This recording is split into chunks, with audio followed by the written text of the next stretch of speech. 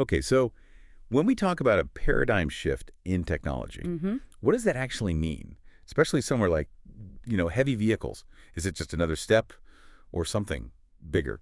That's a really good question to start with because, well, in heavy engineering, those moments, they're pretty rare, but when they happen, they're incredibly impactful. They Great. don't just nudge things forward, they completely change the game, set totally new benchmarks. Exactly.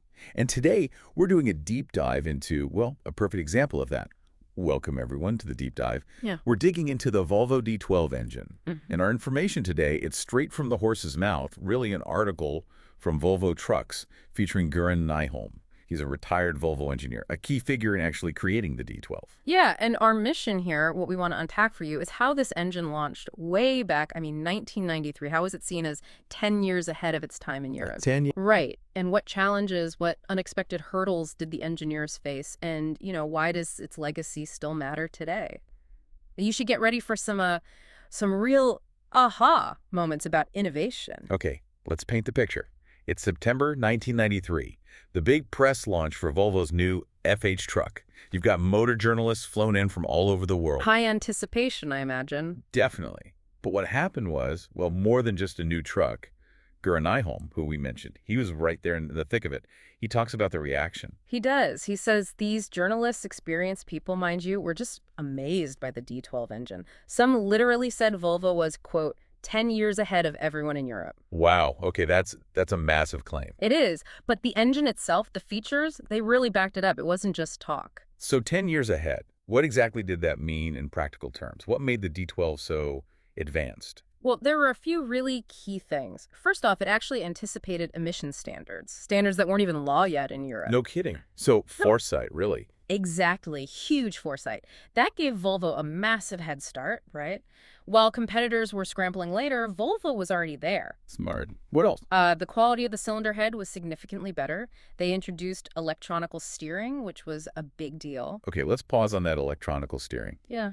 How is that revolutionary for a heavy truck back then? Right. So before the D12, heavy truck steering was mostly, mechanical, hydraulic, pretty brute force in a way. Electronic steering added this whole layer of computer control, much finer adjustments, smoother handling, and crucially, it could talk to other systems. Ah, like stability control, things like that. Precisely. It really paved the way for, well, future driver aids, even steps towards automation. Big leap in safety and driver comfort for these big rigs. And there was also the engine brake. Yes, the internally developed Volvo engine brake, another major innovation.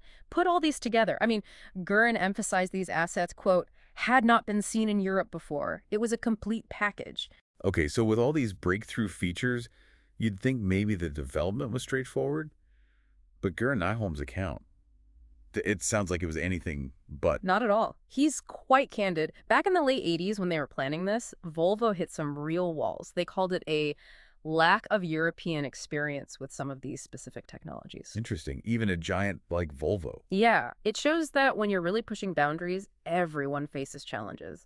Göran specifically mentioned the cylinder head, the new design. It was longer, more complex. And he said it was very difficult to mold in the right way. He described nooks and spaces in the actual cylinder were tight. Getting it perfect, getting the casting just right was a huge struggle. Why was it so hard? The shape. Yeah, managing heat, structural integrity over that larger complex shape with really tight tolerances needed for, optimal combustion. Yeah. It's a fundamental engineering challenge. It's tough. Sounds like a major roadblock. Right. So what do they do? How do you get past something like that when you're struggling internally? Well, according to Göran, giving up was not an option. Love that. Huh, right. So instead of just banging their heads against the wall or trying to reinvent everything themselves, they did something pretty unconventional. Which was? They went to the U.S., they visited Cummins, who was already a Volvo partner. Ah, Cummins, okay. Why them specifically? Because Cummins had already cracked some of these problems. They were already producing both the electronic steering systems and this new type of cylinder head successfully.